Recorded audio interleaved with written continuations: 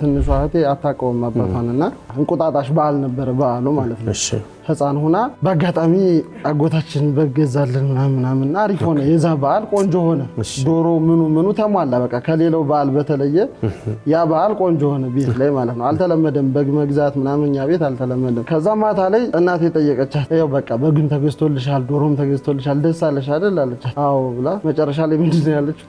አባት ግዙልኝ አለች ማለት ነው። ከዚህ ጥያቄ ብንገላገል ፈጣሪ ቢፈቅድልን ደስ ይለናል። ትንሿ እህቴ ከኔ በታች የነገርኩህ እሱ 1 አመቷ ሊሞላ የካቲት 15 1 አመቷ ሊሞላ የካቲት 13 ነው እሱ የጠፋው ማለት ነው። በ1 አመቷ ሊሞላ 2 ቀን ሲቀረው ነው ከቤት ስራ እንደሄደ አልተመለሰም ማለት ነው። እኛ አሁን ምንለው አባታችን ምንድነው በቃ የሁሌም ጥያቄያችን ነው። በቃ እረፍት ማግኘት አልቻልንም ሙሉ ቤተሰቡ ማለት ነው። እናታችንም ሁሌም ነው የምትብሰለሰለው።